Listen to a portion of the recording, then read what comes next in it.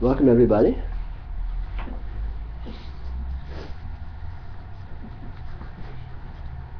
There's a great secret hidden in spirituality, and it's implicit in most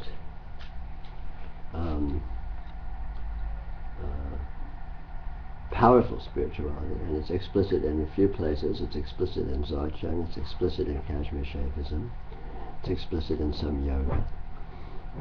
And this great secret is that experience itself, or normalcy itself, is actually made of inconceivable transcendence. It's actually made of, well, it can't be said what it's made of, because what it is made of is beyond what can be said, what can be measured, what can be thought. And of course this is the goal of spirituality. All spirituality starts with this mundane horror of our normal lifetimes, or maybe some of us not so horrible, hopefully. And by engaging in spirituality, you're supposed to find some kind of resolution, some kind of amelioration, some kind of benefit, some kind of value added that somehow either enables you to leave this situation or be with it more easily, or somehow find a fullness and a completeness and a lusciousness and a nourishment that may seem to be absent in our normal life, that may seem to be absent. We may seem to feel ourselves to be, an isolated person in a difficult environment with a lot of challenges of life and difficulty achieving anything that is, fulfilling, or that is enriching, or that is powerful. And spirituality promises to do that. It promises to do that in the ultimate sense. It promises to deliver the pot of gold at the end of the rainbow. And I think so often it fails to deliver, not because the pot of gold is not there, not because it is not actual, but because most spirituality has been waylaid into a kind of a social engagement, into a kind of various degrees of social club, various degrees of lifestyle engagement that enables one to have something to do during the day. And, I belong to being a Buddhist, or belong to being in a church, or belong to being this, or belong to being that, which becomes the goal in itself rather than a means to an end, the end being this promised transcendence, this promised pot of gold at the end of the rainbow, this promised divinity. And yet, in the deepest and the most powerful spirituality, and in fact, this pot of gold, this divinity, this absolute, infinite inconceivability is not an abstraction. It is concrete, it is actual. And it is what reality is actually made of, substantially. Nothing but, in fact. There's nothing that can be found that is measurable, nothing that can be found that is limited, that is finite, that is a problem. And it turns out that all of our problems, all of our confusion, all of our sense of being a limited being in a limited world arises from misinterpretation. We don't see what is actually here. We misinterpret it, we interpret it wrongly. Which is easy to do because what is here is so intrinsically slippery, so intrinsically subtle.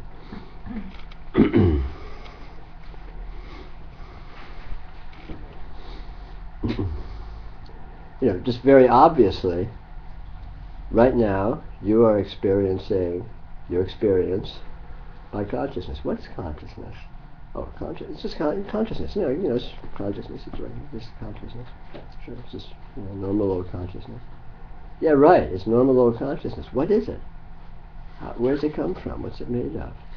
What is putting this consciousness right here? And what is it that's being put here? What is consciousness? It's pretty trippy, it's pretty bizarre, it's pretty weird. It's pretty strange. It's obvious. It's right here. It's here all the time. You can't make it go away. You can't shut it off. There's no off switch to consciousness, is there? I mean, I'm not talking in the abstraction. I'm not talking some consciousness with a capital C. I'm talking about right here what you're actually experiencing your experience with. How's that happening? What's doing it? What's this coming from, you know? And then what's being experienced? Well, you know, I'm experiencing the room, you know, just sitting here, the room's showing up beyond my consciousness. You know. Okay, but when I say room, what am I referring to? I'm referring to, in the sense, in my field of vision, I'm referring to the presence of light. Well, what is light? Well, light's pretty weird stuff. There's always light in consciousness. You close your eyes, and there's light. How weird.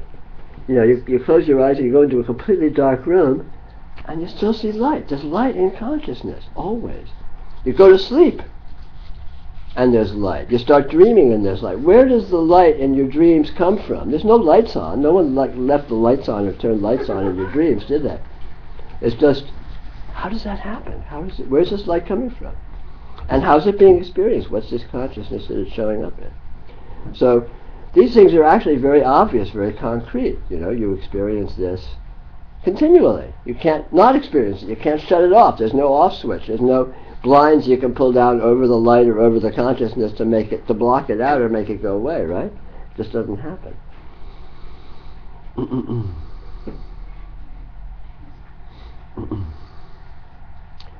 So this, you know, if you take the slightest trouble to look, it's really obvious that there's some very weird shit going on here. It's a very weird situation. It's not just, oh, it's just another day, you know, God, it was boring, you know. I mean, it may be that, but what is that, when you look at what that's made of, what is this boring day made of? What is the, you know, the dullness of our lives made of? It's made of consciousness showing up from nowhere, light showing up from nowhere, sound showing up from nowhere. All of these energies appearing non-stop, you know, just always, all your fields of senses, all your sense fields are always full. You ever notice that? You're always, even when you close your eyes, your field of vision is full of light. Even when you go to sleep, your field of vision is full of light. Even when you're in complete silence, your field of hearing is full of sound. It may be a silent sound, but it's sound. It's not nothing. It's never nothing. Your field of your mind, the sense field of your mind, is always full of thought. There's always thought present, right? I mean, sometimes it's stormy and you're not thinking and arguing with yourself and pissed off or whatever, and other times it's just this little gentle, little wispy. But it's always there. It's like, what is this? This non-stop light show of qualities showing up in your consciousness now, here, always. Right? I mean, isn't that the case? You know, does anyone's experience ever shut down, ever just like stop and then start again some other time? It kind of doesn't happen that way, does it? It's just ongoing. It's like you can't, we try and stop it sometimes, you know, we take drugs or we sleep or we meditate or we whatever, and it doesn't actually work. It doesn't actually do anything. It's still, this, whatever this is, continues to be happening.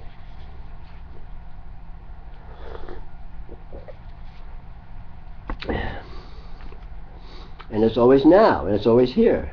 You've never been anywhere other than here. Here always looks different, right? An hour ago here looked different than it does now, but it was here, right? And now you're here, and here looks like this.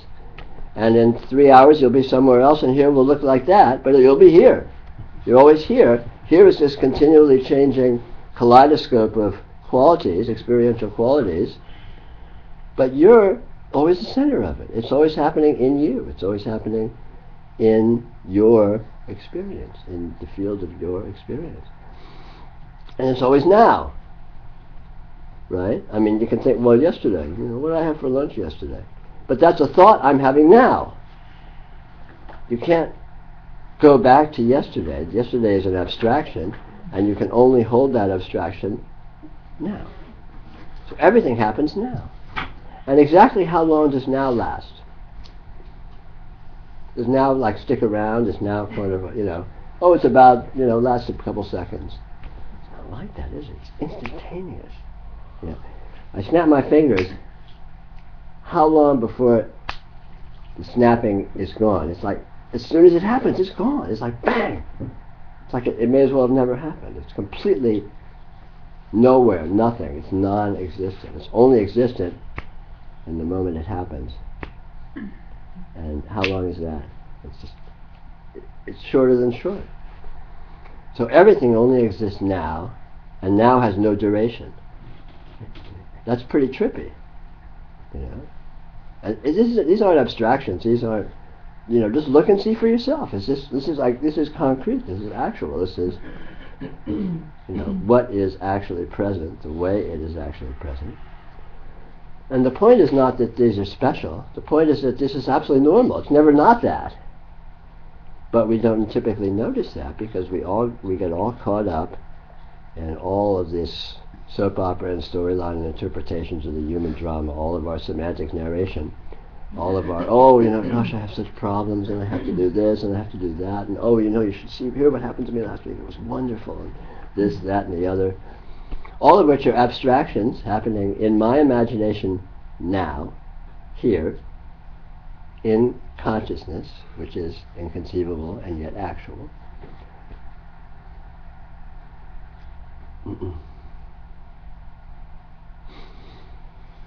So just noticing how strange this normalcy is, and I don't mean by having to reach, by having to create, by having to even go to a lot of effort.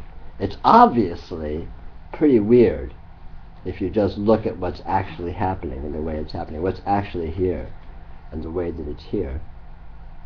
And right away, where's your normalcy? Where's your dullness? Where's your separation? If you're here and everything that is real in your experience is always here in your experience, how can you be separated from anything?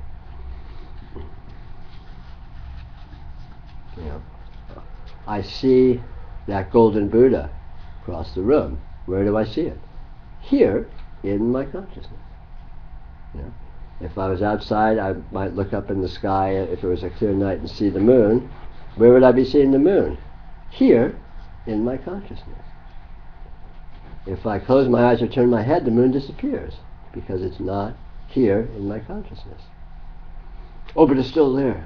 Well, sure, that's a thought you can have here in your consciousness.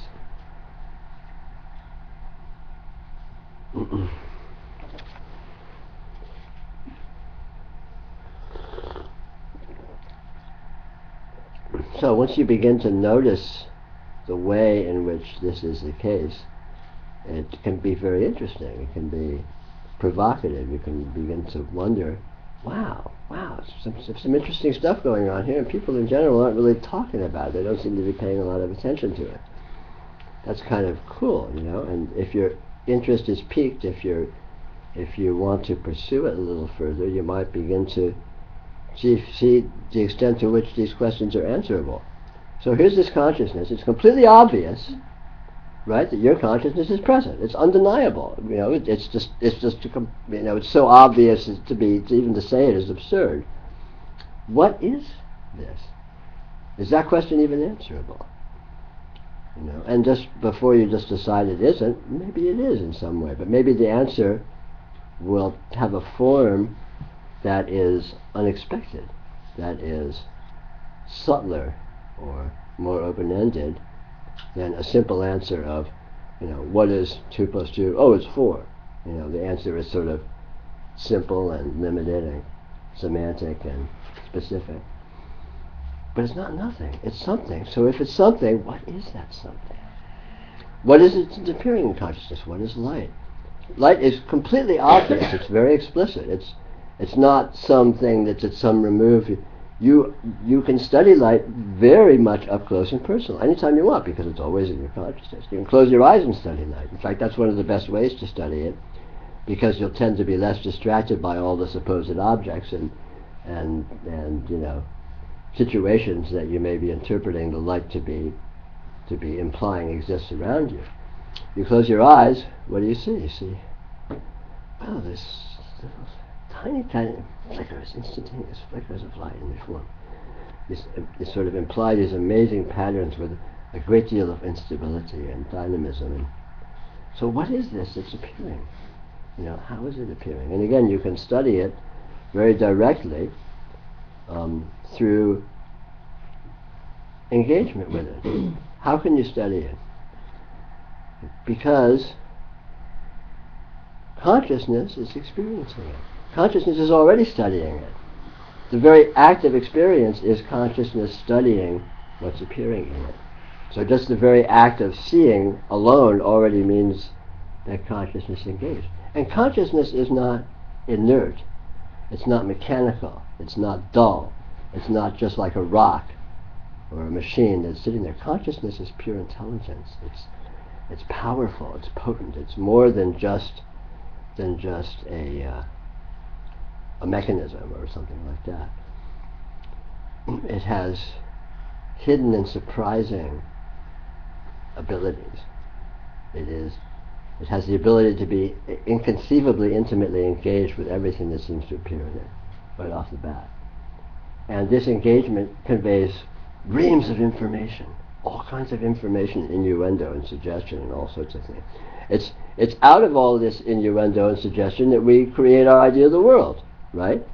I mean, how do you know what things are? You know what they are because they show up in your experience, and then you draw ideas from that and abstractions and figure it out. No, this is a cushion, that's a chair, this is a woman, this is a picture, this is a very gaudy, tasteless room, so on and so forth. But all of these, how do we come up with all of this semi-intelligent analysis? Because we have intelligence as a resource. Where does the intelligence come from? It's inherent in consciousness. Consciousness is intelligence. It's not just some passive mechanical thing. So, just by experiencing what is appearing, you have the power, you may have the power to experience it very subtly, to investigate it very profoundly in ways that you may not be used to exercising or acknowledging. And these modes of engagement, these modes of intelligent participation may embody meaning, may embody fruitfulness, may embody a learning. You may be able to find out what these things are by engaging with them very directly. And I've invented a grandiose name for this, which is the Yoga of Radiant Presence, which is nothing other than this fact of experiencing your experience afresh with the idea of letting it show you what it is. Outside normal human context, outside of scientific analysis, outside of words and ideas, just experience it directly. And it's easy to do. We do it all the time.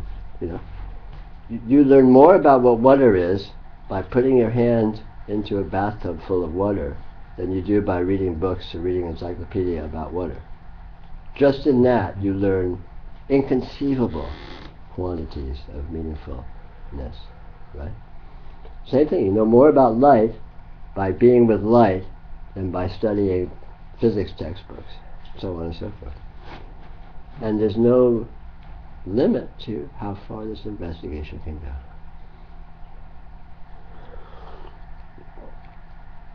I invite you to find out for yourself. So that's my spiel for tonight.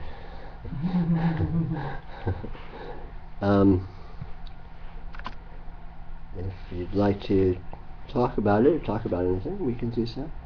Yeah. Doesn't now go on forever?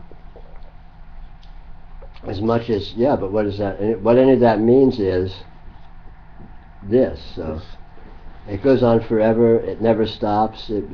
But those are all euphemisms for this. You can't pin it down. Going on forever is only meaningful if there was something that didn't. But the same applies to now being Sure, sure. But it's a trick. It may be more valuable to point out to instantaneity because we're used to thinking of time as being this sort of sloppy continuum that's sort of here and spread out, and we may not be used to noticing how the past has completely disappeared entirely. Past conditions are just like bang, they're gone. When are they gone? They're gone now. They're not gone like sort of after a while. They're gone.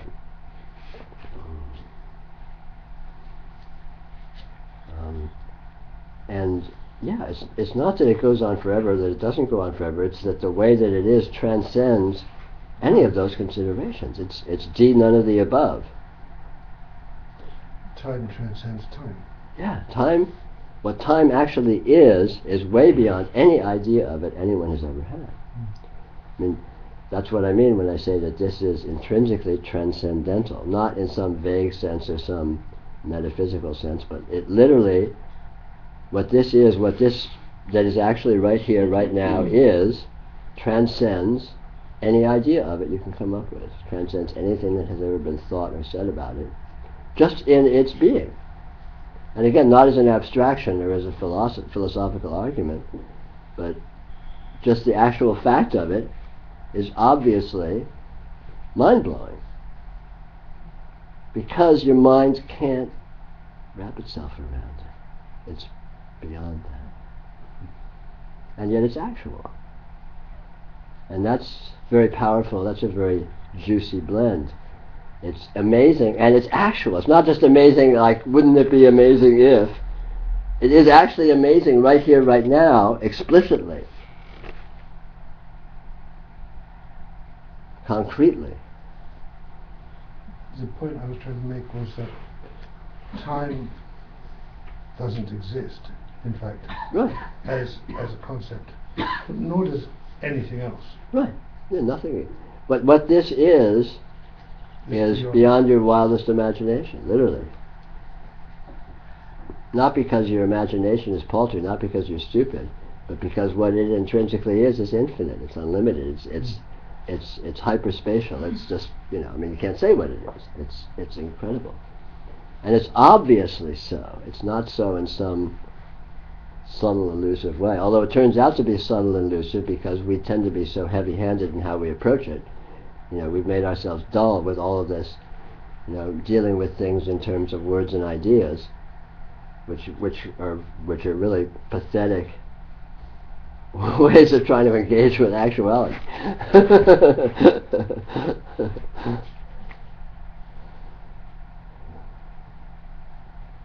Yes. I was trying to catch what you said about the consciousness being here and now and not being separate from. Right. Could you explain that to me? Sure. Your consciousness right now is completely intimately engaged with everything that shows up in it. So when you see something, you don't actually see it over there, you see it in your consciousness. Because there's no bridge. It's not like your consciousness is sitting here, like I'm seeing that painting there. It's not like my consciousness is sitting here and the painting's sitting over there and there's some magical bridge that connects them. I'm seeing it because my consciousness is engaged in it, in its presence. And its presence is within my consciousness. In other words, it's an engagement. Well, think of a dream. When you have a dream, the dream takes place within your consciousness. But the dream can be vast and complicated, but no part of it that appears is actually separate from your consciousness, even if it seems to be. You can dream about huge things. You can dream about the Grand Canyon. You can dream about, flying around the world. You can dream about whatever, right? But everything that appears is just intimately, completely engaged with and contained within your consciousness. So you can't experience anything unless your consciousness is engaged with it, right? Your consciousness has to be there. And of course we can't sort out what that means in terms of, well, does my consciousness reach out and touch it, or is it not really there and I'm just imagining it, or this? You can't. None of those arguments really hold up. It's mysterious. All you can say is it's mysterious, right? So when I think in my consciousness that, for example, there are people living on another continent, that's in my consciousness, or? Of course, it's a thought you're having in your consciousness.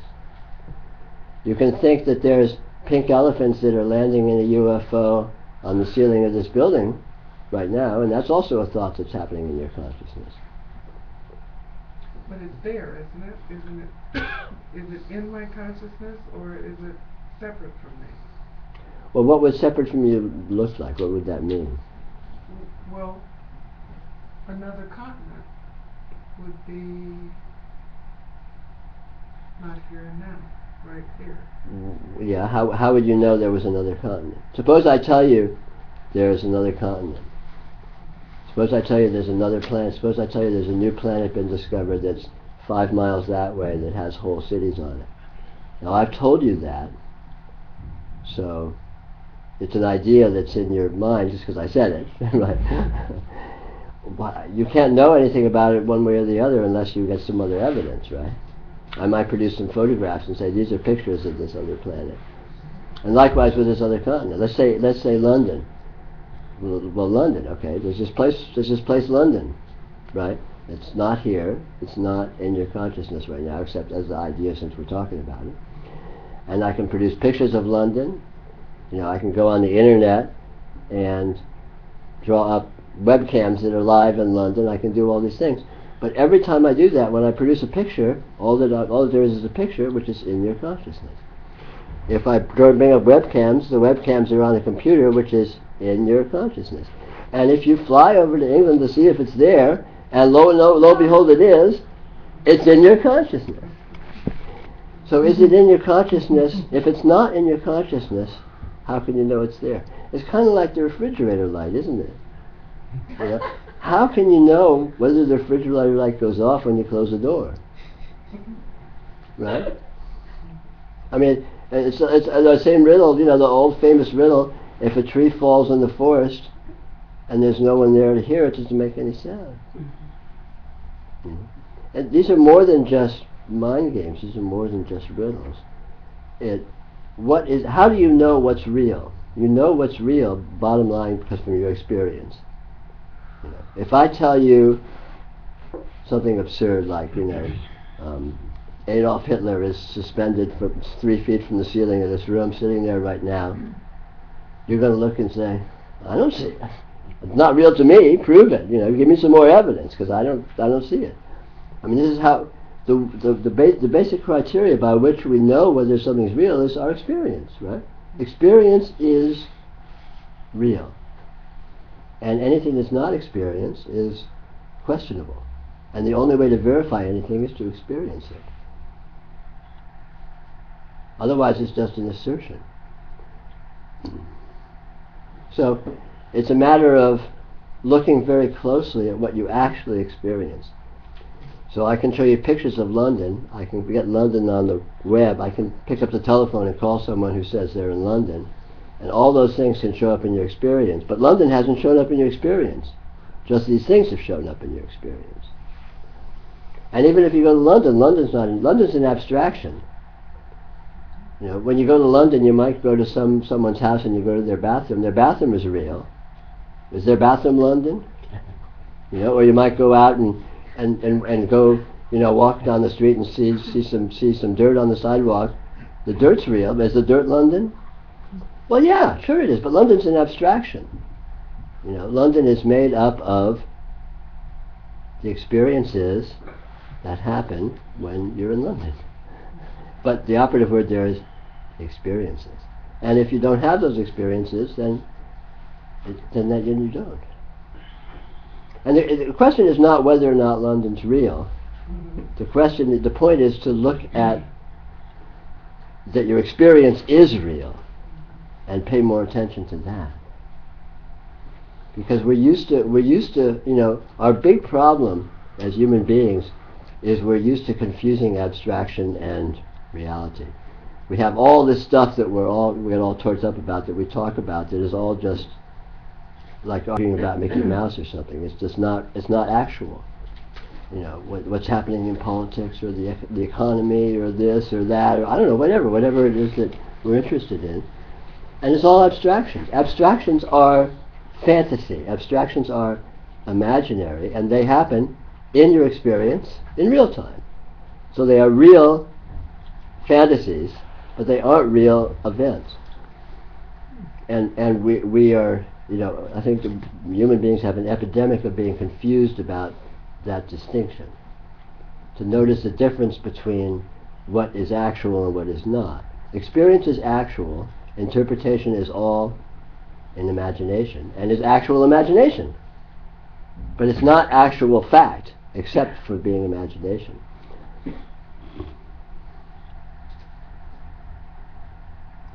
It's subtle because we're so bombarded with confusion. We're so bombarded with all of this interpretation being presented as if it was fact, and so you know we kind of have, it's a bit of a learning curve to disentangle ourselves. Yeah. Peter, this is a really profound point. The whole area of how do objects exist. John Wheeler last week was reading from a text by Maitreya with a commentary by Nipham, profound, right up there with Longchenpa. There was a line that's pointing to the objects, although they appear as real, they don't really exist. And when he read that, like a profound flip, because if I'm sitting here and I'm trying to be mindful, trying to be detached, but seeing things that are vividly appearing from their own side, as they say, that's sort of tedious. That feels like right. I have to do something to work at being more detached, more better yogi, whatever. But when there's the slightest intimation that it's not really appearing as it seems, it just blows everything. Yeah, sure. Open. The easiest way to approach all this, you know, I say this over and over, but probably because I think it's true, is to look at dreams. Look at, you know, dreams are a really interesting phenomenon. You know, because dreams are appearance, and there's nothing there but the appearance. And yet, in a dream, it can be as real as this. You know, a lot of people have a hard time wrapping their head around. They think, oh no, dreams are vague and shady, and things are morphing all the time. But that's because we're usually approaching dreams by remembering them from the waking state, and the memory of dreams from the waking state is very sloppy and inaccurate. When you're in a dream itself, the dream can appear completely real, completely detailed. You know, you can seem to be in the dream, an environment can seem to be there, all sorts of very intricate situations can seem to be playing themselves out. And you wake up and poof, where did it all go? What was there? You can't answer that question in a simple way. Okay, let's turn it around. When you go to sleep tonight, your body's going to disappear, just like the body that you seemed to have in a dream last night disappeared when you woke up. Where does that leave you? What conclusions can you draw from that? In the dream state, my sense is it's the same mechanism of projection that's occurring during it's almost like it's unrestrained. Things can seem more vivid in a dream setting than they do in a waking state. Well, things in a waking state can seem inconceivably vivid. I mean, you are here with absolute vividness. I meant emotionally. Certainly. Oh, I see what you mean. Yeah. It's like a particular theme doesn't have the constraints of physicality. Right. Yeah, maybe so. Yeah. Sometimes. But again, everything that appears on every dimension, in other words, sense appearances like seeing something with light, thought, emotion, interpretation, all these things spontaneously appear and disappear. And when you move into another state, they're gone. You know, where's the emotions that you were reacting to some situation in your dream last night now? Where are they? They're no longer relevant because the situation, the apparent situation which generated them is nowhere. It's gone. And in its being gone now illustrates what it was even when it was present. When it was present, it was actually just as gone as it is now. It just was showing up.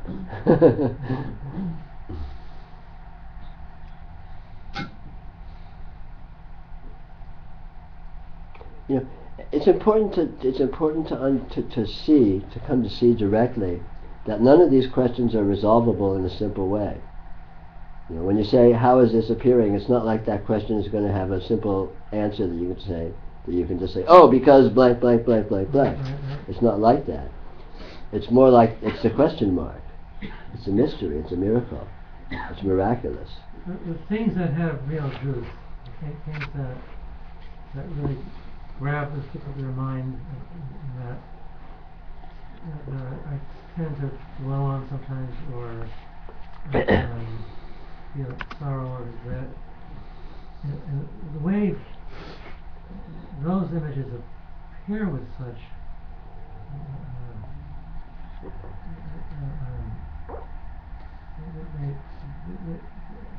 it seems so, in the moment, absolutely real. Sometimes I can just be with that, and it'll dissipate. Sometimes it doesn't. That's just momentary sense. So obviously, the habit energy of reification of things as I think, as you would say, findable or existing in a concrete way. Right. Even though they don't, the mind, that's what it does. It interprets. The mind has the power of believing, of interpreting things in all sorts of ways. And we all know this because we all, completely believe or have believed this world is real, it's actual, it's here, it's concrete. When I leave this room and go home in my car, this room's going to still be here. I mean, virtually everyone feels that way. On no evidence. There's zero evidence for that. Absolutely zero evidence for that. And yet, we have no problem believing it. Who needs evidence? Right? Because we have the power to do so. It's in the nature of the way consciousness works that it can hold things to be a certain way. It can orient to things as if they were a certain way. Which is our challenge. Because, again, we have oriented to the way we think what we think we are, what we think our life is, what we think our situation is naively and immaturely, and perhaps not under the best advice in terms of how we were educated and the culture we were brought up in and so on. So we may be holding things to be a certain way that they aren't actually, to our detriment. And so this course of investigation of, well, what's the evidence? You don't need. It's not a matter of throwing out everything you think you know, but just suspend your belief. What if I'm completely wrong about everything? What if things were a little bit different, or maybe even a big bit different than I think and that I've been led to believe, even though everyone else agrees with me that they're the way they are? What if they're all wrong too? In other words, you sort of start from scratch. You reinvent the wheel. You assume, well, what's if I didn't know at all what's going on here, how would I find out? And it proves to be a very valuable exercise. Because the evidence is actual. The evidence is real. Experience is actual. Okay, experience is really here. This is really here. Whatever it is, whatever here means, and whatever really means, and whatever experience means, here it is. So that's a pretty good starting point. So what is it that is here? And how is it here? In what manner is it here? In what mechanism, if that's discoverable? What are the implications of this being here, this actuality? So you start from actuality and see what the implications are, and see how far you can draw the implications before it becomes unsupportable. And maybe a lot of the conclusions that we've drawn about what's going on here are not really supported by the evidence, which would be kind of interesting, because there may be some other conclusions which are supported by the evidence, which are pretty cool and pretty valuable. One final point, Peter. So it seems that in the ordinary process of relating to objects as desirable or undesirable and so forth, it's as if the radiance is somehow attributed to a thing, as if that was holding it, or that was its source, or somehow contains radiance above and beyond other. Well, it's slipperier than that, though, because the attributing it is itself radiance. And the value you attribute to these things, the desirability or undesirability, is itself radiance. Likewise appearing, in other words, it's not like there's a thing which sparks an interpretation of valuing it. The thing is radiance. That the valuing shows up as radiance. So the whole thing is even stranger than that. Every element of any quality, experiential quality that appears in the same way, unanalyzably and miraculously, as what I call radiant presence. And the miraculousness that I'm beginning to sense more and more, not in the negation of the appearance as, say, non-radiant or somehow less beautiful or whatever, but it has a nature of radiance, and so does everything else. It's an open field. Yeah, because it appears in experience, and everything that appears in experience appears in the same way. A thought appears. How's a thought appear? Where does it come from? Where's it go? A sight appears. Where does it come from? The light. This room. You're seeing this room right now. Where's this vision coming from?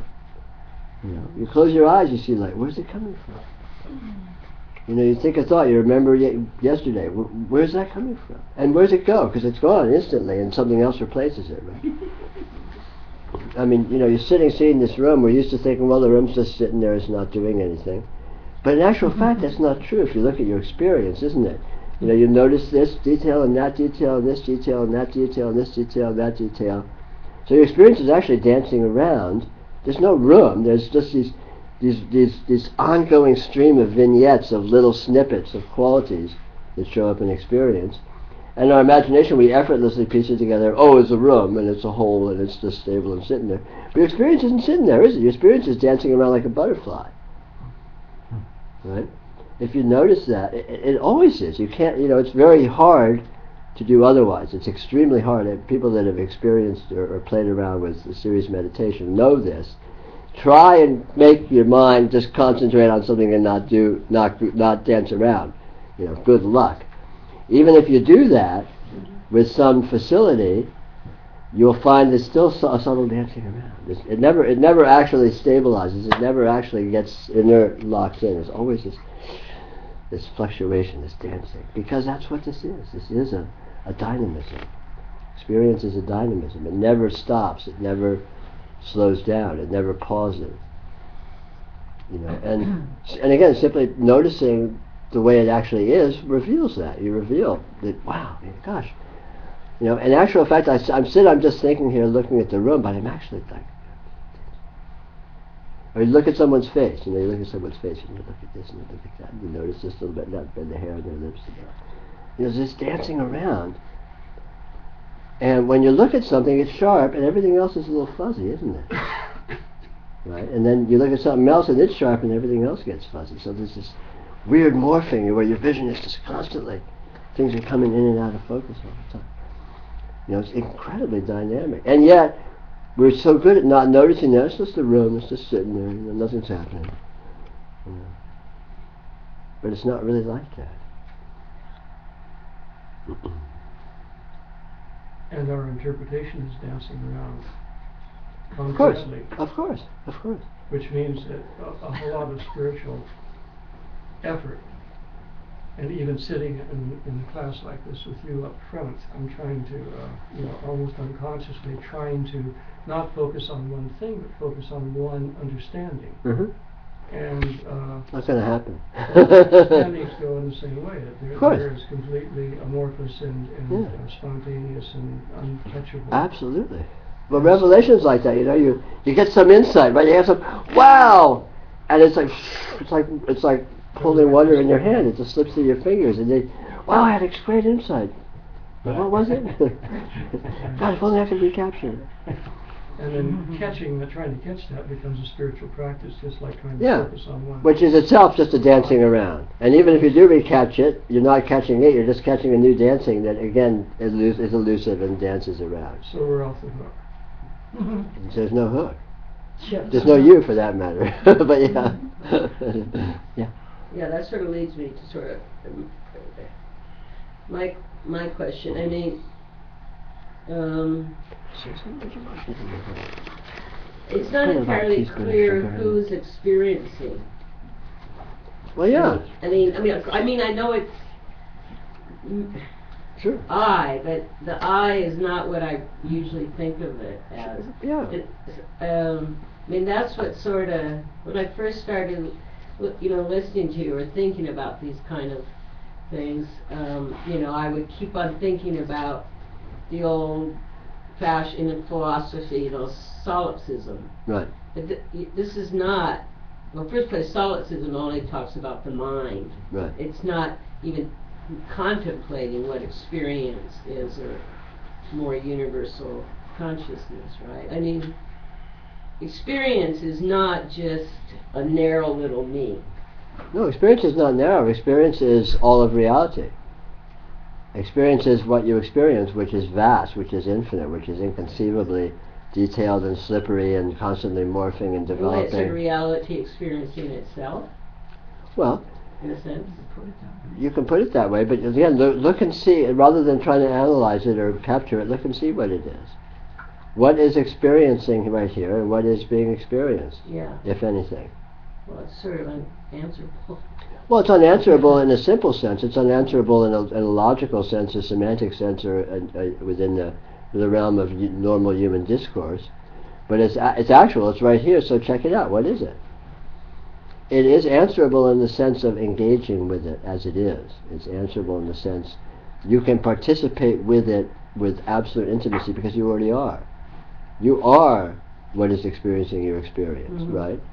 So you can be with it as it is, however subtle it is. You're there with that subtlety because you are that.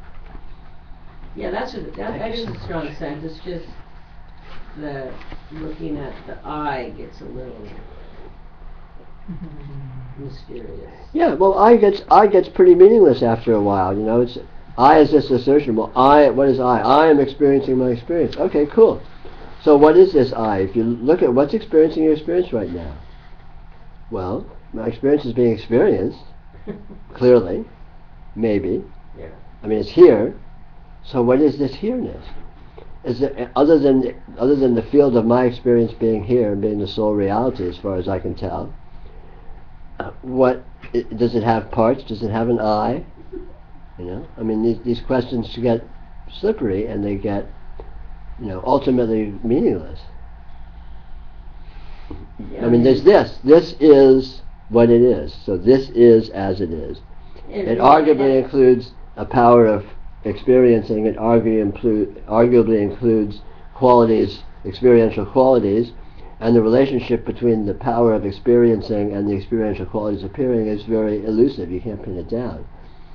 You can't find a separate experiencing quality from what's being experienced. Maybe they're all kind of the same, or maybe they aren't, but you can't pin it down. It's very strange, because they interpenetrate. Like in a dream, what's experiencing the dream? Where is it? Is it in the dream? Is it outside the dream? Right? And where is what's being experienced in relation to what's experiencing it? Right? It's slippery, isn't it? And yet it's actual. So this actuality, if there's an I, it is this actuality. But if there's a world, it is this actuality. So basically, that means you are the world, which is the ultimate assertion of of all ultimate spirituality anyway, so maybe there's something to that. That example that we were talking about earlier about London is if you have this sort of very narrow version of I, or what experience is, Yeah. that can be alien. I mean, I think that's where a lot of the suffering and Yeah. alienation comes from, Of course. because there's this little me, and then there's Yeah, all this other stuff. we interpret it into existence, we define it into existence.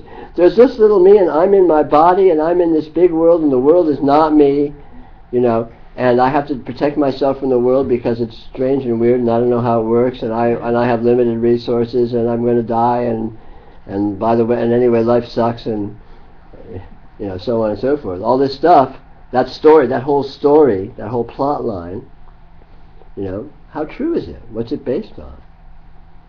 Am I little? Am I in my body? My body's in me. My body's in my experience, but the world's in my experience too, right? So what's up with that? So how does that work? How am I not? If I am my experience, and my body's in my experience, the world is in my experience, am I any less my body than I am the world? Am I any less the world than I am my body?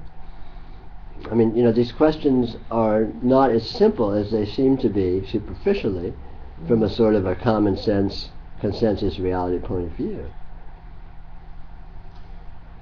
Well, they all seem to come from the same issue.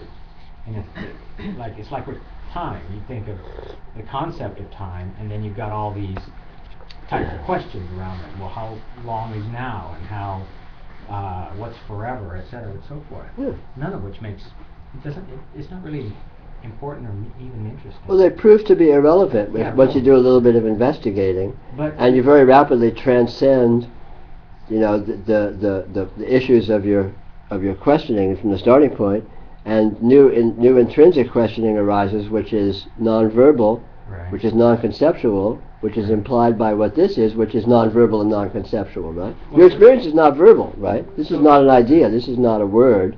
This is an actuality that is entirely non-verbal. So coming back to what this discussion has been about, which is about, essentially consciousness and its engagement, and as far as I can see, that ends up being just another idea. Sure. That there isn't any consciousness that I can find that is anything. Put in those terms, it's an idea, but this is not an idea. No, I'm getting there. So I like to jump to the end of the book. I like to cheat. Well, process. I think there's an interesting thing to my way of seeing things. So it's like I can't find any difference myself between something called consciousness and that which is this. I can't find anything. Sure. And as far as I goes, it seems to be just a habit of some sort, but whatever. I'm not even interested in the idea. What seems to me interesting is something more like, what is the subtle nature of this? Sure. Which takes it away from just what is this into something more interesting, which is like, because what is this, as though there is an answer to that question. What is the subtle nature of this is an exploration that just keeps right. opening Absolutely. up. But if you look at what this is, very quickly you discover that there's no simple answer, which leads to the subtle nature very quickly, because you get that, wow, what's going on here is pretty trippy, it's pretty slippery, it's pretty subtle. This is not just some stupid thing that you're going to sort out and by thinking about it or by asking a few dumb questions. This is obviously some pretty slick shit, right? I mean, this is pretty amazing. Whatever's going on here is pretty amazing, pretty subtle, and so right away your investigation, your inquiry has to be with that subtlety, be with that. And it feels like that kind of question, I mean, that's just one way of putting it, is by its very nature a transcending type of question. As you ask it, sure, it unwraps itself. Yeah. Well, all these questions do. All these questions very rapidly transcend themselves and precipitate you into this actuality. But it seems to me if we stay stuck in what is consciousness or that sort of thing, we just end up going, it's like the angels on the head of the pin kind of course. situation. Yeah. But You're not going to find anything in thought but more thought. Yeah. You're not going to find anything in words but more words. But what are words? Words transcend themselves, Right. too. So if you That's start the looking at what nature words are, of words, yeah. that starts getting very slippery. Yes. About the dream. Uh-huh. What happens if you have a dream about the future and it happens in real life? Mm-hmm. Can you explain that? No, if something like that happens, it happens. That would be interesting, wouldn't it? Actually, it does happen for me. Sure, cool. Okay. But you can't really draw any conclusions, or not. It's just it's interesting that can be the case. It's interesting that certain apparitions and patternings of experience can seem to be cross-correlated with certain other apparitions of patternings of experience, like within a dream and in a future condition, or within an idea and an actuality. But again, you can't sort out what any of that is unless you sort out what this is, and that's really the question. Is all of these, there's no basis for supposing ways that this can or cannot be. There's no reason for supposing that you know how this can happen or how it works, and so there's no reason to suppose you can't know the future or whatever, right? Or but in that you might be a little precipitous to draw conclusions from that superficially. If that event seems to occur, all you can really say is that seemed to occur, which is a really interesting invitation to look further into what's really going on. And what's going on when that doesn't happen. And that's interesting too. When I dream the future and it doesn't happen, what's happening there? I mean, that's interesting. I mean, every aspect of what happens with this is interesting because it's subtle, it's weird, it's not just, oh, we're just here and it's just normal life. Well, yeah, it is just normal life, but what does that mean? It means the miraculous appearance of being, the miraculous appearance of consciousness, the miraculous appearance of apparitional, phenomena, whatever. And what is any of that? And we don't know. No one knows. No one has ever known. No one has ever said. I say over and over again, you get the greatest Nobel Prize winning physicist that ever lived in this room, and to a person, if you ask them, well, what's going on here, they'll say, we don't know. We can tell you a lot about it, we can measure it and tell you a lot about those measurements and about what that looks like within certain conditions, but we don't know what it is. No one knows what it is. So this investigation is going beyond the human level. It's going beyond the level of science. It's going beyond the level of analysis or discussion into spirituality, into direct engagement with this actuality, which we can do because we are that. You are beyond human, because the human level of describability in words, you're more than that. You're conscious. You are your consciousness. What is this consciousness? It's very subtle. It's very intelligent. It's very miraculous. It's coming from nowhere and has all the ability to effortlessly assimilate the entirety of your experience. I mean, that's pretty amazing. Also, scientists also have proven that only 10% of our brain is running normally right now. Sure. Like 90% is not even running. Sure. And then there's all the parts that aren't even evolved yet. Mm-hmm. They're not running either.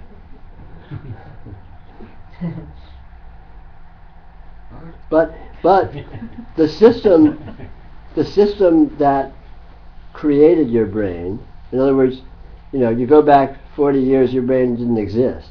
It was nowhere. But the system that this is eternal. It's always existed. This system has generated your body, it has generated your brain, it's generated your functionality, it's generated the whole biosphere, it's generated the whole universe, right? Just farted it out or whatever. He knows how it works, right? And so If the system produced you, you are the system. You're not separate from the system. You're not a little thing that the system is. This big system made this little. You're an outgrowth of that system, just like your hair is an outgrowth of you. So your hair is you, and you are beyond you. And the system, this system is the same system that's going to produce, life forms that are that are incredibly more evolved beyond the level of human functionality. And you are that too. You're the system that can produce that. The point I'm making is that even though we're all embedded in a human level of functionality, we're actually much more than that. Because we are what we're made of, and what we're made of is the universe itself, is reality. Right?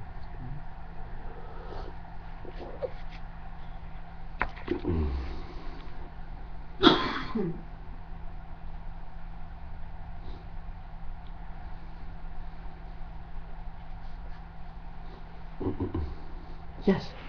I know with what you just said, I've heard this before through some philosophers have said you are an aperture through which the universe looks at itself. Mm-hmm. Is that kind of what you're saying? Well, I think that's a good jumping off point. That's a good point of inquiry. But the problem with that is it's an idea, and this is not an idea. So the trick is to use that idea as a jumping off point and see where it takes you, see the level of engagement with this that it implies, and also the ways in which this may be other than that, maybe more than that. Because my real point is that we don't have to be stuck with ideas. We don't have to approach this through philosophy, because the experience is real. Experience is such a profound direct engagement with life force, with light, with energy. And it's not an idea. So, but ideas are obviously can be very valuable. I mean, here we are, I'm talking all this stuff and blah, blah, blah. But the point is to use the ideas as a jumping off point, like a diving board into actuality of experience, which is subtler than ideas, obviously, and richer. And just because it's not an idea doesn't mean it's stupid. Doesn't mean it's not pregnant with intelligence and meaningfulness.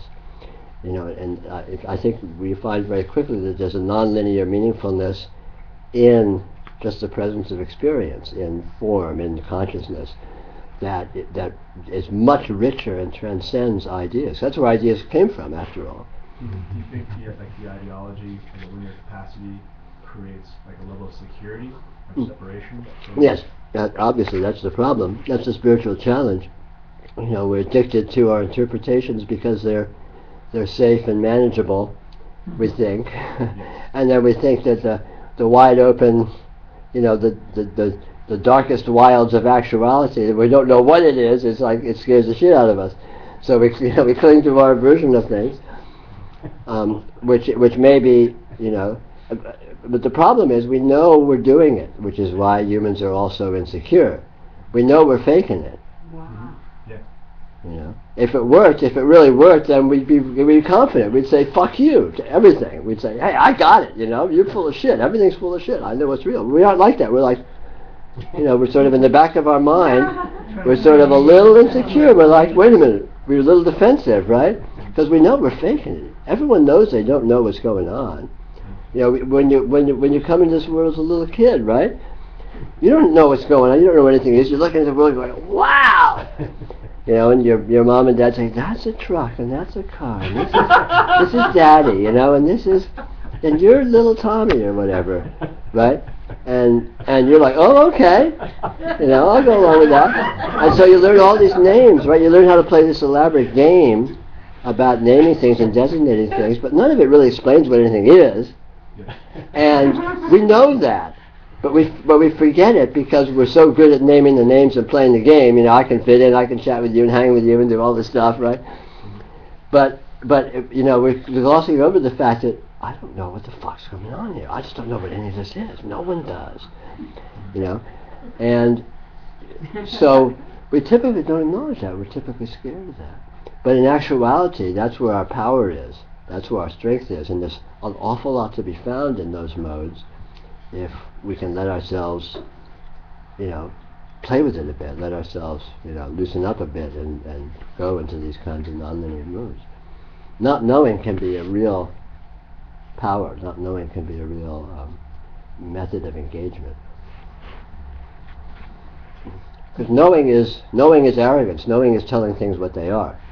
This is this, that's that, this. You're like a Nazi. You're just like, and it's creating smallness.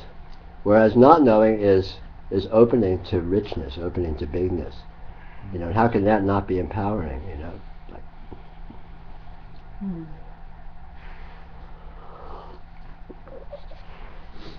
But it's counter to our normal modes, because usually we're a little intimidated by not knowing, because again we're scared, so we cling to our knowing. We cling to our version of things because we think it's safe. But what is fear? Well, what is fear? Fear is what is anything? Fear is an amazing ideology, energy.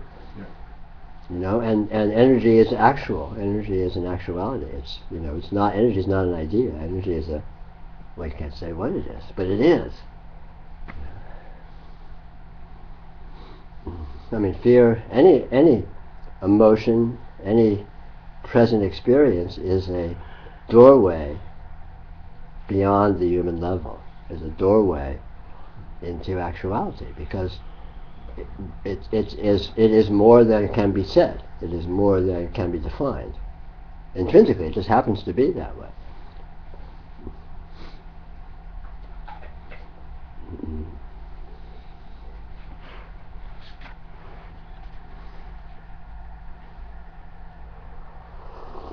It's sort of interesting about names. There's this theory of poetry. It's really happening. The meaning and the energy in a poem is the space between the words. So, I mean, like all our ideas, are coming from something, right? I mean, it's just that they're just so far away from what really it started as, or because we just sort of solidified it. Sure. I mean, it gets down to the idea of suggestion and hypnosis, which is very interesting. As soon as an idea is said, to one extent or another, your consciousness goes there. If I say green kangaroo, to one extent or another, some notion of green kangaroo pops into your mind, right? Yeah. Just because the word's been said. You read a headline, it's the same thing. You read, Obama signed such and such, and Boner is upset about it, or whatever. It's like, whatever. It's like right away, all of these sort of unbidden, some degree of pictures come into your mind. So there's a suggestion. You come to a talk like this, and I'm just tossing out all these words, and to some extent it's provocative. To some extent, something appears in your mind. So the very act of using words is a kind of a suggestion. It's an auto-suggestion of planting, of manipulating consciousness. Yeah. But, as you say, the consciousness that's being manipulated could be said to be like a continuum, and the words sort of crystallize some version of that continuum out of it as partialities, maybe as partialities, or partial, whatever. And so, but again, the whole phenomena is fascinating. The whole aspect of that is fascinating. When you think about something, what's about everything you're not thinking about?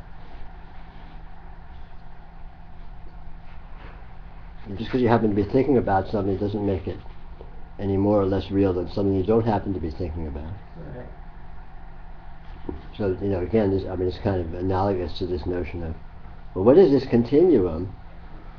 What is this fullness that specific things exist in the context of? Or sleep, look at dreams. You dream this, you dream that, you dream the other. The dream is actualized in its apparition. But how about sleep? All these dreams just pop effortlessly out of sleep. Any dream you can have must be in sleep, because sleep appears as all these dreams effortlessly. So again, it's kind of like with words and the silence between them. It's incredible. I mean, if you think about just in a period of an hour, what goes on, in my experience. It's just, it's In a nanosecond, what goes on in your experience is incredible. It's incredible. Yeah, yeah. And it's all in its own way real. I mean, this is it. It's as real as it gets. Yeah. You can't find anything realer. Can't find anything else.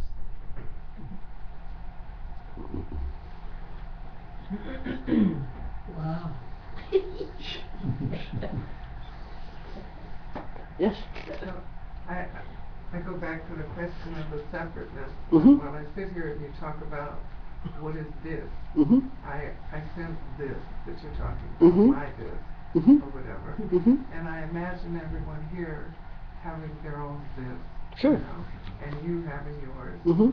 So what's happening? Is it all bouncing off each other? Well, what is Or it that you one? said?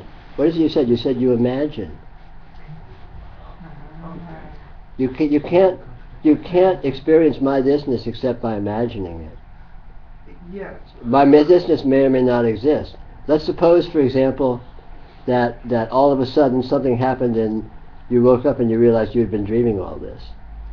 Or let's suppose tonight you go to sleep and you're dreaming and you're talking, having a conversation with a bunch of other people in the dream that is more or less like this, and all of a sudden you wake up from that dream.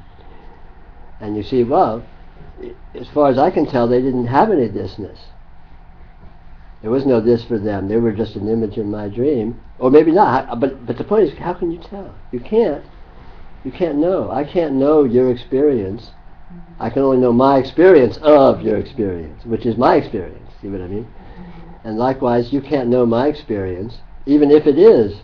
I can't know if you actually exist, except as an object of my experience. You know, but I'm not saying you don't. I can't know one way or the other. But you might. I mean, you're a mystery in that sense. So my question then is my own experience and what I'm experiencing right now. Right. That's what you mean. Yeah. And that it may not extend to. Yeah. Your experience is only what it is, and you can't with any confidence draw any conclusions on it. In other words, because you have experience, because your experience is actual, you can't draw the conclusion that other people also have experience and is actual. They may well. But if you don't experience it, you can't hold it to be true, except as a belief within your experience. And so when I hear you, I'm having this experience. Right. And so even you would be part of that experience. Of course. And not you having your own experience. As far as you know, of course. As far as you know, I'm an object in your experience, and this talk is appearing within your experience, and it's not that you can conclusively say that that's all it is or not, but that's all you can know, right? I mean, obviously.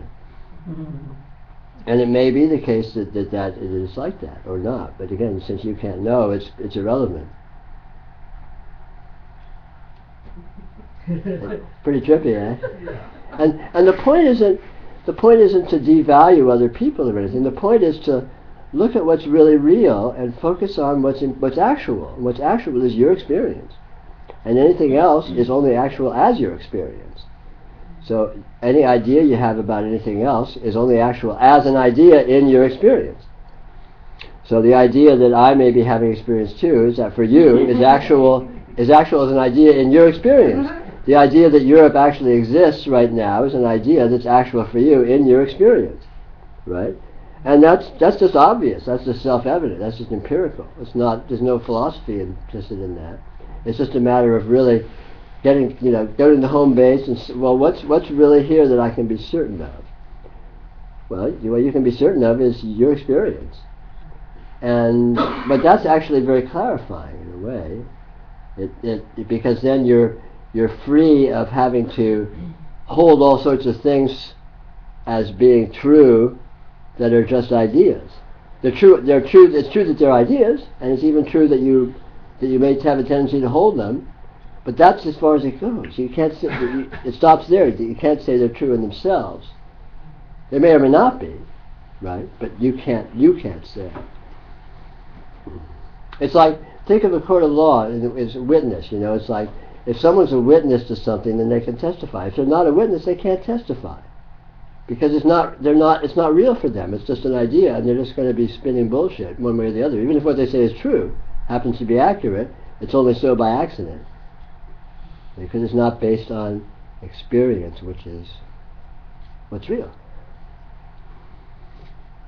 Yeah. You know, even the idea of what you're saying, it points to the idea of separateness or unity. Mm-hmm. Unity is in the experience of it, and Yes. separation is in the experience of it. Right. Neither of them is true as an idea, but experientially, if you see that everything that you experience is your experience, it's already yours. It's Mhm. already here. Yeah. So the very idea of separation has to be created experientially, Right. in a sense. Sure. And even there it's not true because you're having the experience of separation, so that separateness is yours also. Mm-hmm. So there's no such thing as separation. There can't be any such thing as separation. It's an Right. idea that you have to hold on to and keep repeating as an idea from Yeah. which to seem to behave. Yeah. But it Yeah. perpetuates itself as an idea. Sure. Yeah. But even as an idea, it's a unity. It's because it's here. It's the Sure. only place it can happen. Yeah. Separation only happens here. Yeah. The simple empirical fact is you are the totality of the field of experience, self-evidently. That's the only actuality. It's the totality of the field of your experience, right? I mean, and anything else you find is you have to find it in your experience, or you're not finding it. Yeah.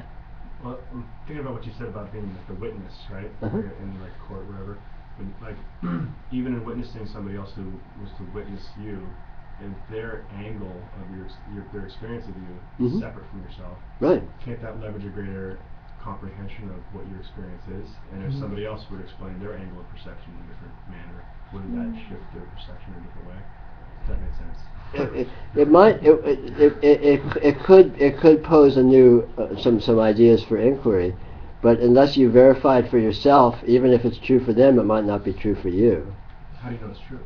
Huh? How do you know it's true? Well, what's true for you is what you experience, and if let's back up a little bit. Generically, anything that's an interpretation is untrue, or let's call it inaccurate, because it's partial. What if, like, say you were in love with somebody, Right. and then your heart was broken, Right. and then you found new love, so Right. you found a greater capacity of love, Right. you wouldn't have experienced that greater capacity of love without having your heart broken. So therefore, Right. the thing that made you unhappy, which was love, actually made you happier in that you found a greater capacity of love. Sure. Maybe that love is love within yourself. Sure. If that happened, but if that happened, the event itself would be much richer and broader than that narration of it. Yes, I hope so. Because love is more than just what you're calling it or thinking of it as being. I mean, in other words, events are inconceivably rich, dense, non-linear, infinite actualities, and our narration of it of this is this and that is that and this is this are partializations, which may accurately we're using them to refer to these actualities, but the actuality vastly transcends our description, right? So, this is the point, is to not trip over our descriptions, holding them to be accurate.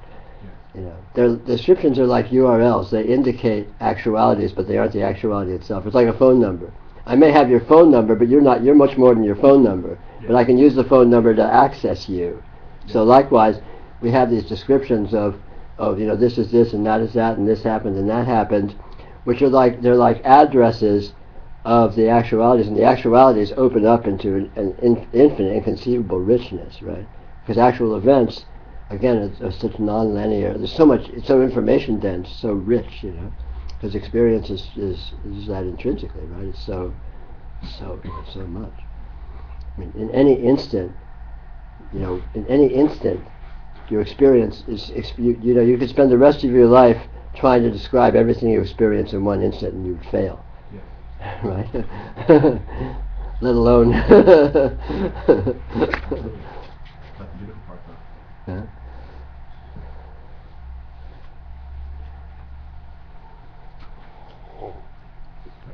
To extend on that, sacred cows in most religious traditions are the spiritual teacher and God. You don't go there. That's outside you. But what's coming to you from them is nothing but your experience. Right. We think of the knowledge coming from a teacher or the miraculous creation coming from God is obviously not, because I don't seem to have that capacity. But where else did I get it than from my own experience? Sure. I mean, any teaching you get, if it's powerful teaching, is the power it has is the extent at which it shows you what you already are. Because you don't ever become more than you are. You already are what you are.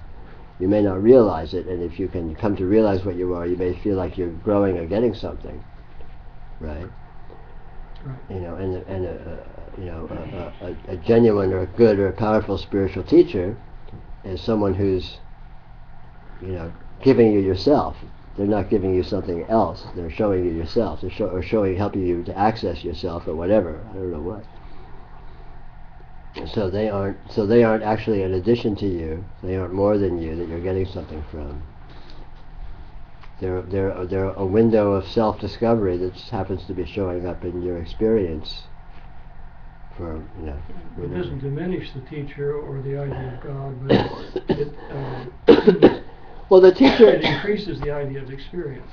Yeah, because the teacher or God is divine to the extent it reveals your experience, which is divine. But it's not like there's a divinity over here that somehow your experience is divine as from over here. Right? I mean, reality is the absolute, and reality happens to be the field of your experience. So anything that reveals that or shows that or unveils that for you is spiritual teaching. You can qualify it. And if it seems to come through a person or in a situation, then that's just the situational aspect of that. But it's you coming to discover yourself, not you getting something that you don't have. Well, I can make myself also an abstraction. I mean, I think that saying it's my experience is unnecessary. Oh yeah, it's of course. Experience. That's just a way of referring to it. Right. It's just the absolute. Yeah. Yeah. I mean, there's only the absolute. And referring to it as your experience is just a way of pointing out that it is this actuality that we're talking about here, not some absolute in capital letters up on some top shelf of some church somewhere. And the absolute is totally accessible. Yes. Yes, that is my entire argument. That is my entire point. That is the whole basis of what I call the yoga of radiant presence. This that is present here, radiantly, i.e. dynamically, i.e. unstoppably, is the absolute. Period. So, have at it. Plug into it, turn on, enjoy it. Light it up.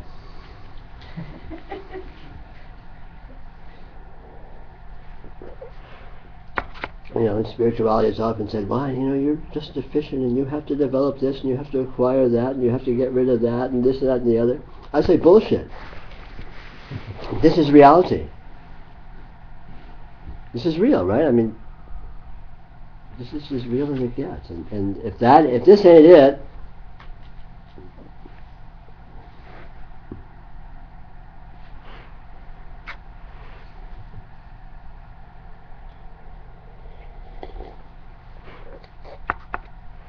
but it's much more and very much other than we're used to thinking it is, which is a really nice point of access. And notice the ways in which, to surprise ourselves, to look at some aspect of the way the experience is showing up and go, wow, that's really weird.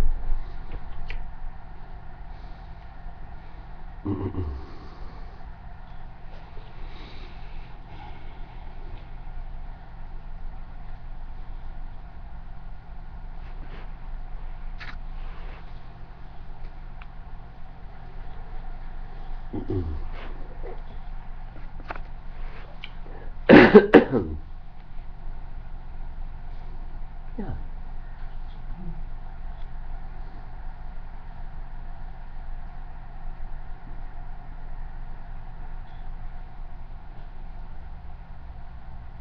Without any teaching or concepts or words, about this.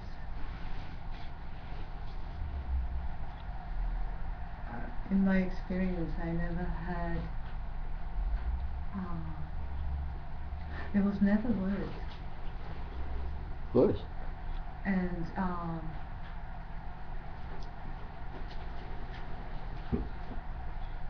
what it felt to be, if there is a proclivity to be seduced by what is the reality, if a teacher is absolutely, wildly, totally in love with Mm-hmm. the reality, that comes through. Yeah, And that is very, very seducing. That's the only yeah. wisdom is love. Yeah, sure. In loveness with what is, and through every great teacher that comes through. Yeah, absolutely. And that's what a so-called seeker is attracted to. Hopefully. Hopefully they're not just paying attention to words. That's what I remember in 2009 when I heard you speaking, and I was like, wow, it came through that absolute crazy in loveness and persistence and never waving away from that. And that's the only power there is. Yes. Yeah. And that is this actuality. Yeah. And not only that it's the only power, but that it is so in love, it loves to love, it's so in love with itself, Yeah. that it's just this Yes. like crazy drunk walking Yeah. is the teacher. Yeah, no. Creepy. And to keep it up, that life, it lives like that. Yeah. Well, it is that though. It never is not that, so there's nothing to be kept up. It's always this, right? Always this, Yes, never not. but with many teachers, seeker situations, it gets very worthy and it goes all ways, and it's like, where is it? Yeah. I came from a great trip from India right now. Oh, wonderful. Kumbh Mela. Oh, you went to Kumbh Mela. What Now fun. imagine 10,000 Peters Yeah, there. yeah. What fun. Party time. Yeah, 10,000 tents and millions of pilgrims, and that energy of that. Mm-hmm. And I discovered that there was this very strong proclivity for Nagababas. And the meeting with them. Sure. Om Namah Shivaya. Om Namah Shivaya. And that's the only place where they can be seen, actually, because they are recluse from society. And the ones I met, it's like they're hugging a female saint who everybody goes to her. Yeah. There. Generously there. It's just Naga Baba's hugging so much love. And just traveling far away where you don't know anything. You don't even know. Yeah. And all these synchronicities and camping and river and all that, and Yeah. Well, it can be really good to just get totally outside of your normalcy, because then you really get your face rubbed in the amazingness, right? And Varanasi, I'm eating breakfast, and the dead body is going like right next to my hand, carrying it to the fire, you know. It's just, it's like everything. It's so good to get out of here. Yeah. And to absolute unknown and face the And yet fear. this is that too. Yes, This it is that is. too. But We got numb to it because But we it- yeah, got yeah, inured in our totally normalcy. Yeah, but you don't have to be inured in normalcy, because normalcy is this amazing radiance. Normalcy is this amazing infinity. Yeah, I recommend this. Mm. It's a good place to. Yeah. I always wanted to go to Kumbh Mela. This was the big one. Yeah, yeah. The This wasn't the big one, was it? The big Oh, this one. was it this year? Oh, what fun. The big one in Allahabad, yeah. Mm. Yeah. It's very close to Varanasi. Yeah. Like 2 hours. And